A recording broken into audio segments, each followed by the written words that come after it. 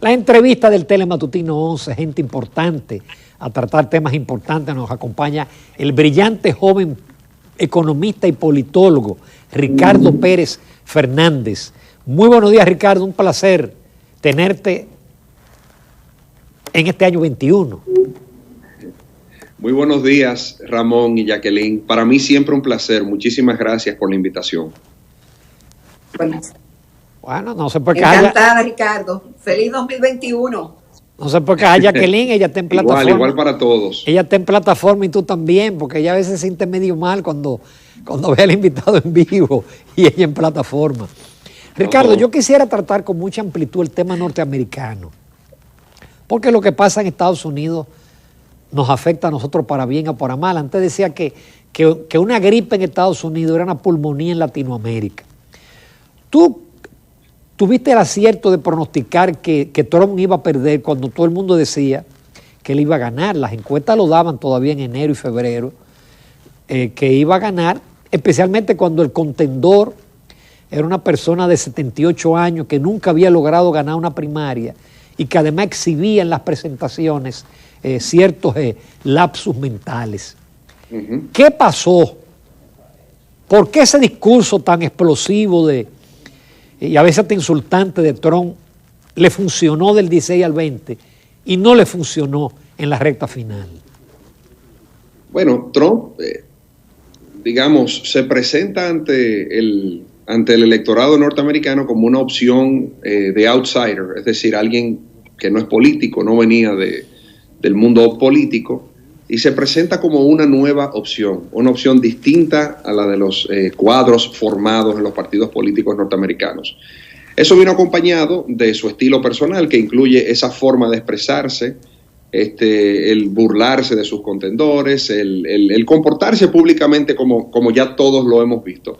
Eso en principio resultó atractivo porque marcaba un rompimiento drástico con lo que es la corrección política que se espera de todo el que aspire a una posición, digamos, de cierto nivel en Estados Unidos. Bueno, eso encantó en principio. Y agregándole el efecto de cola que naturalmente tuvo el hecho de que Estados Unidos eligiera su primer presidente afroamericano justamente antes de Trump, esos factores y otros más se combinaron para darle la victoria a este nuevo elemento que nada tenía que ver con política y darle la oportunidad de ser presidente. Ya luego habiéndole dado la oportunidad, pues la mayoría de los estadounidenses decidieron que no merecía otra, que no había hecho un gobierno lo suficientemente bueno, lo suficientemente, digamos, atractivo para la población norteamericana como para darle otra oportunidad, y por eso pierde la reelección. Esos indicadores se veían venir, al margen de lo que decían las encuestas en términos de popularidad y en términos de proyección electoral, es que si uno revisaba las promesas electorales de Donald Trump y luego verificaba en los hechos qué se había cumplido, qué se había realizado de esto, era evidente que, ¿verdad?, quienes en principio le habían dado la oportunidad ya en un segundo proceso electoral, probablemente no se lo darían. Y esto sigue siendo válido, a pesar de que Trump sacara más votos en este proceso electoral que en el anterior, porque a lo que me refiero es, en términos, digamos, sociodemográficos, los grupos que le dieron el apoyo en este proceso dieron al presidente Joe Biden, aunque numéricamente haya sacado más votos. Eso simplemente pasa porque cada 4 años vota más gente en Estados Unidos.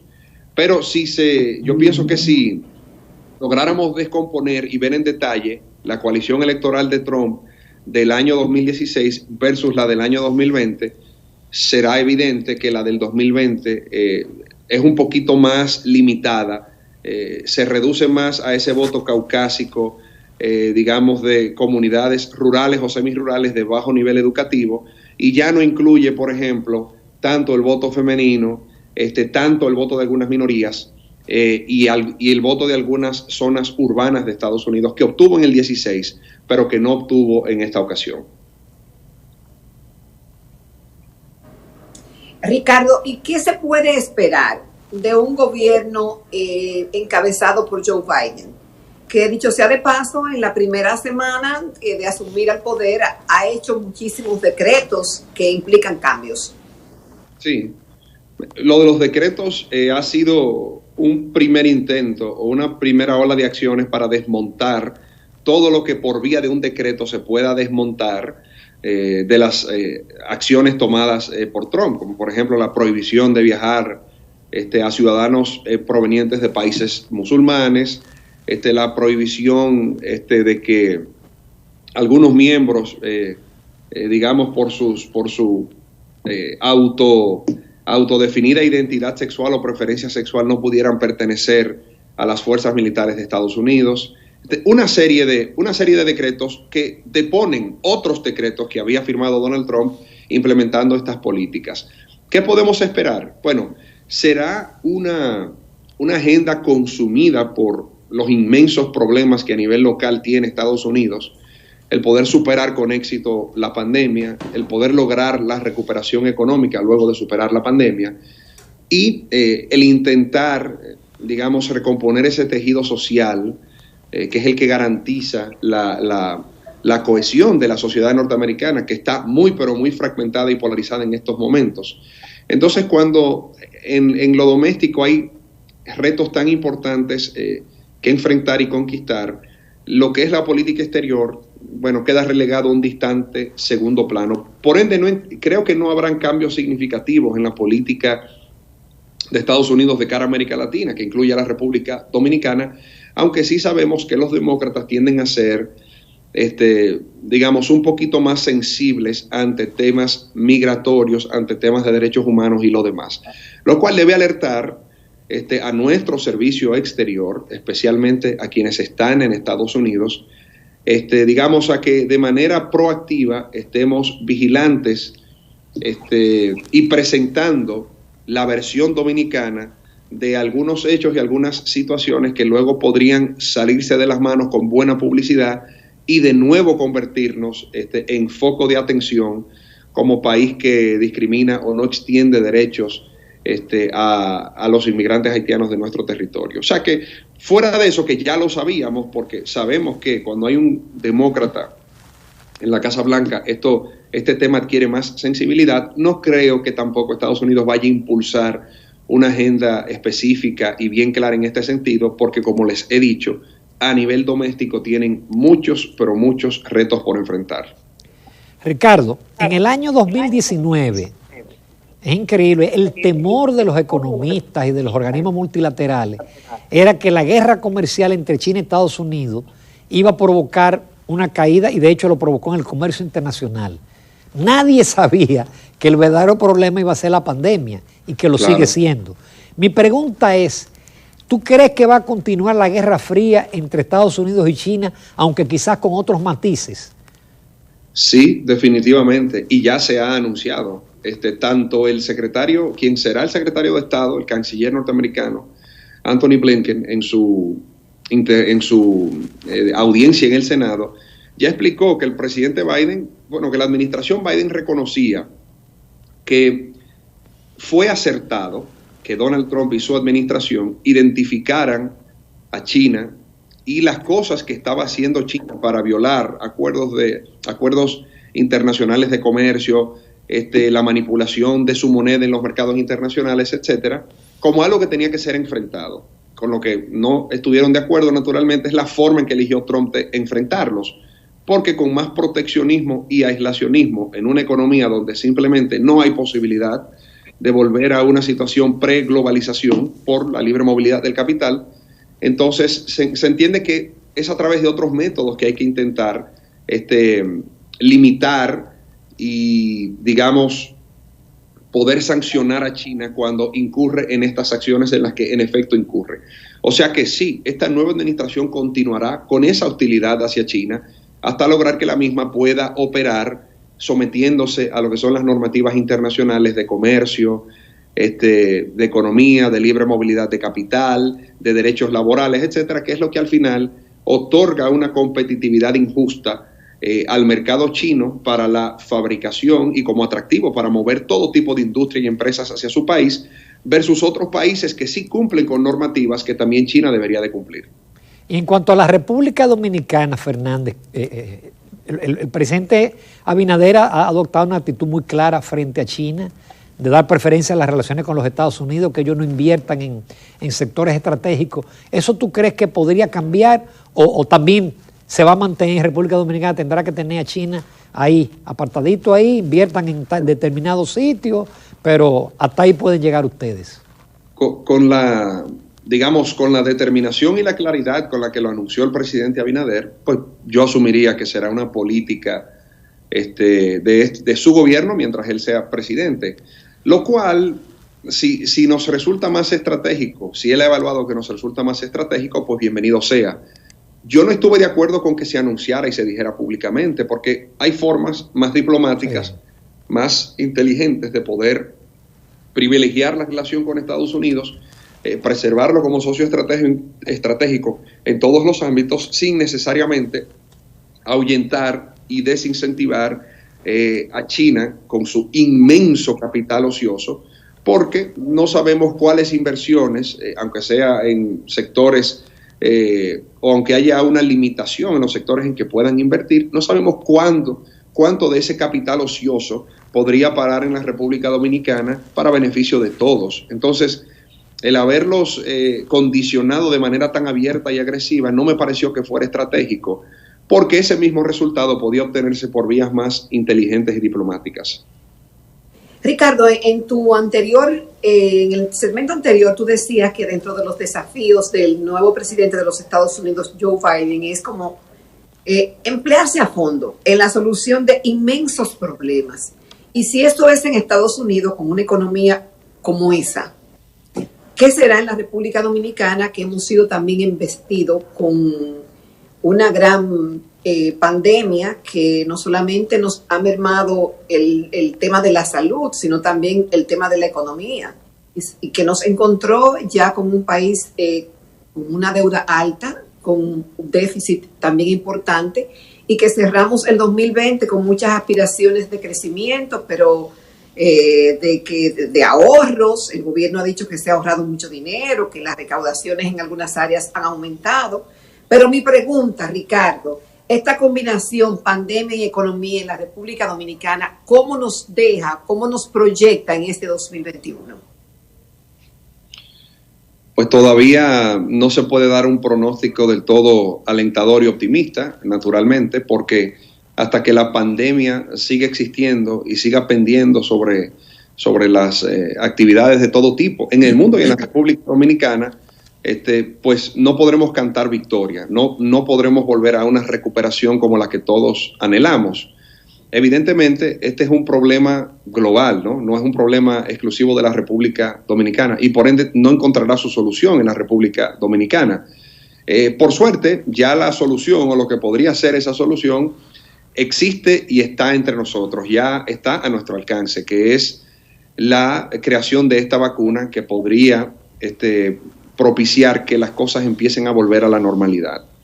Habrá que esperar que una parte importante de la población mundial, en el caso nuestro más la población norteamericana, se vacune, ¿verdad? Para que entonces, tanto por vía del turismo como por vía de los negocios y el comercio, pues las cosas empiecen a normalizarse. La razón por la cual las economías se encuentran detenidas o frenadas en muchos casos es que la gente no puede trabajar a su ritmo habitual y no lo puede hacer por el riesgo y el temor al contagio de esta terrible enfermedad que, como decíamos anteriormente, es una lotería. A veces la garantía no es que porque simplemente una persona sea joven no va a tener un cuadro complicado. Todos conocemos historias de personas que debieron haber superado la enfermedad sin mucho trauma, sin embargo no fue el caso. Entonces, esto es lo que mantiene en este estado de rezago y de depresión mundial a la economía.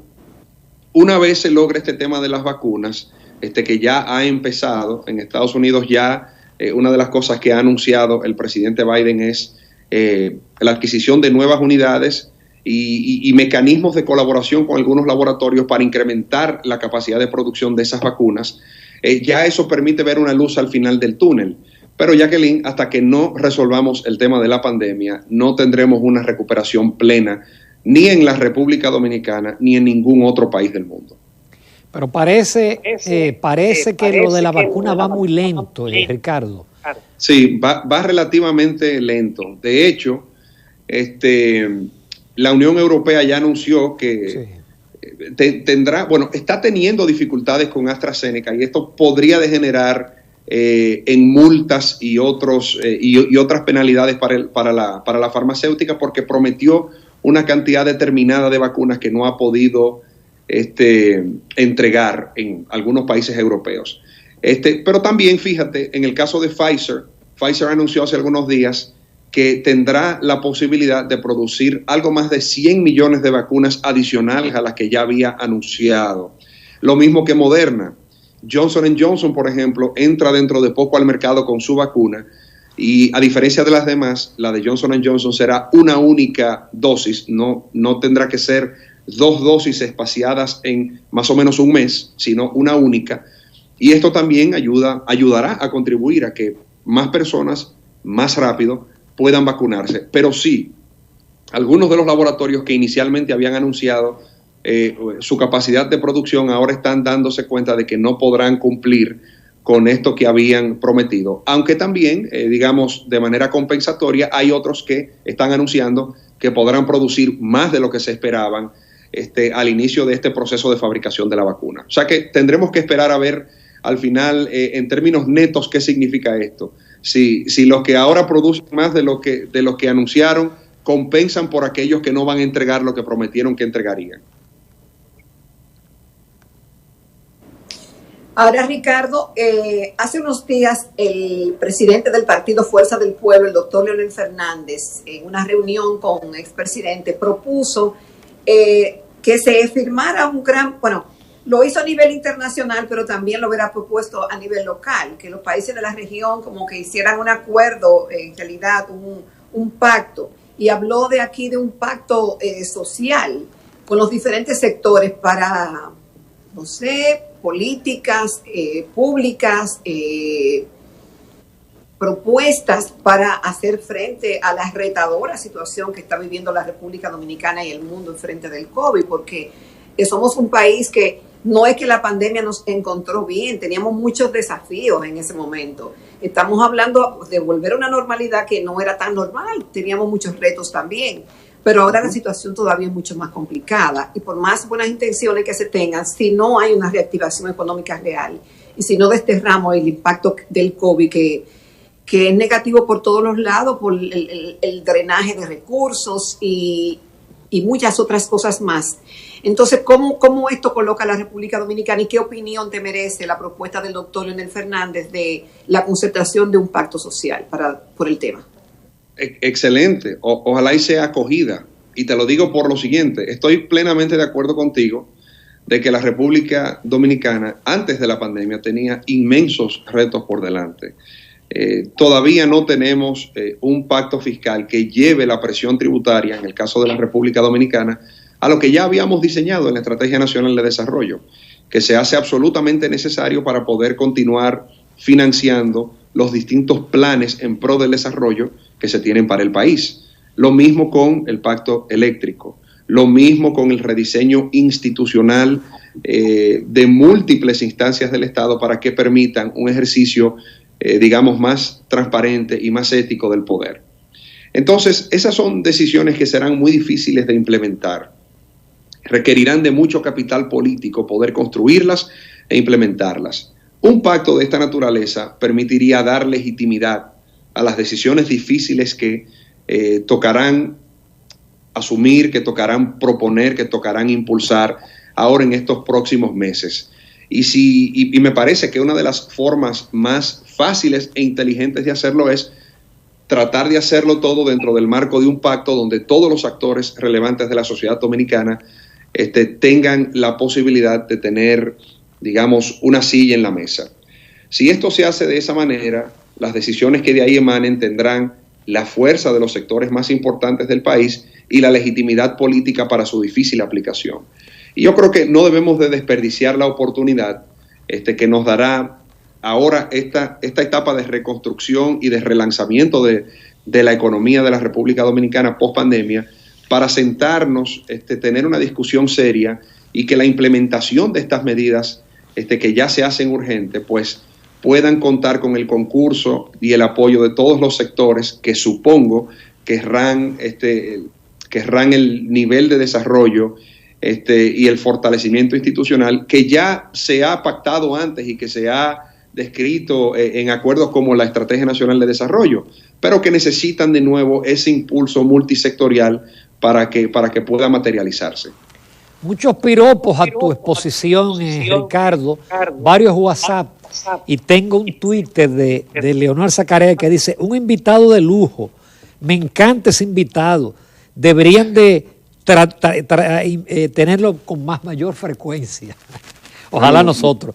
Ricardo, también gracias por eso. El doctor Fernández ha hablado de una acción multilateral, porque en la crisis financiera del 2007-2008, uno vio una acción concertada del G7, del G20, se estimula a los países a gastar más. Yo recuerdo que el Fondo Monetario entregó a República Dominicana $500 millones de sus derechos especiales de giro. Claro, había un liderazgo mundial con Obama a la cabeza. Ahora con Trump era difícil. Tú ves la posibilidad, porque también, así como a nivel interno se requiere una acción concertada, no habrá manera si no hay una acción concertada a nivel mundial, especialmente porque todos los países vamos a salir de esto más endeudados. Sí, así es. Por eso se busca la cooperación internacional, los acuerdos multisectoriales y multipartidos a nivel nacional, precisamente para que estas decisiones, que serán difíciles de implementar, muy difíciles, que van a implicar sacrificios en el corto y en el mediano plazo, puedan tener el respaldo y la legitimidad que se hace necesario para que su materialización pueda tener éxito. O sea, eso es lo que me parece, eso es lo que me lleva a entender que la propuesta del presidente Fernández es oportuna y debe ser acogida. Ese ejemplo, por ejemplo, de lo que pasó durante la crisis financiera global, o a raíz de la crisis financiera global en el año 2008, esa coordinación primero fue en el G7, G8, luego en el G20, pero fíjate la gran lección que nos dejó. Sí, la cooperación entre esos actores probablemente contribuyó de manera importante a que la situación se resolviera en el menor tiempo posible, aunque tardó una década en algunos casos, pero fíjate que no hubo un acuerdo en cuanto a qué hacer, porque Estados Unidos, en efecto, sí gastó dinero. Lo que Estados Unidos hizo fue inyectar dinero a su economía hasta que los signos de la recuperación eran evidentes. Europa se fue por otro camino, que fue el de la austeridad. ¿Y qué repercutió y qué significó esto para Europa? Bueno, el resurgimiento de partidos de ultraderecha, nacionalistas, o sea, crisis e inestabilidad política por una parte, y por la otra, una recesión de 10 años. Es decir, un crecimiento ralentizado de sus economías durante casi una década, precisamente porque se entendió que la austeridad y cumplir con las normativas y los límites impuestos desde Bruselas a la Comunidad Europea era más importante que implementar una política lógica y ya probada en la historia con éxito, de que cuando las economías se encuentran en una situación de restricción de esta naturaleza, nada mejor que el gasto público, que la expansión del gasto público para poder, intentar relanzar esa economía. Europa no lo hizo y pagó las consecuencias. Pronto nos veremos en esa misma mesa de negociación y espero que esa lección histórica haya sido aprendida y que los principales actores de la economía global empujen hacia una misma dirección.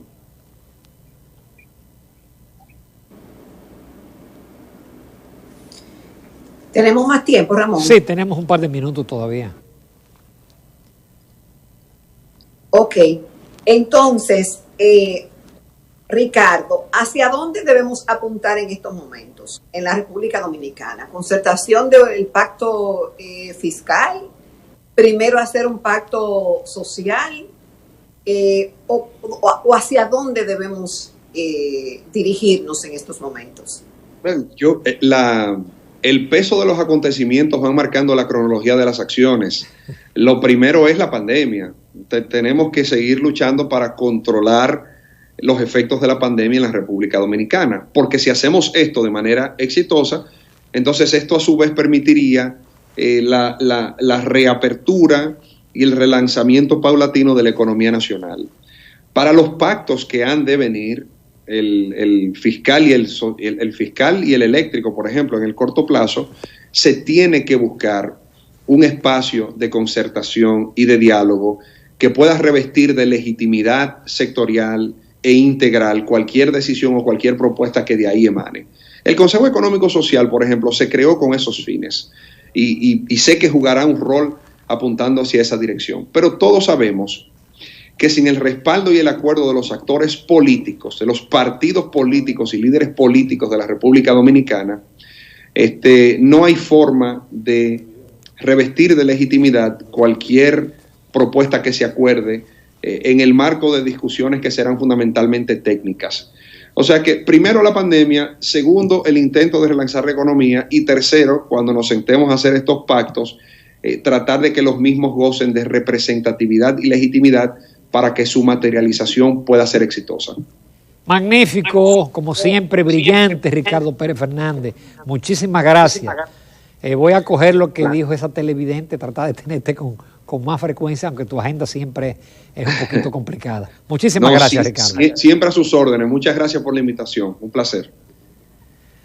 Nos vamos a comerciales, a Gracias, televidentes. Volvemos así, en poquitico tiempo.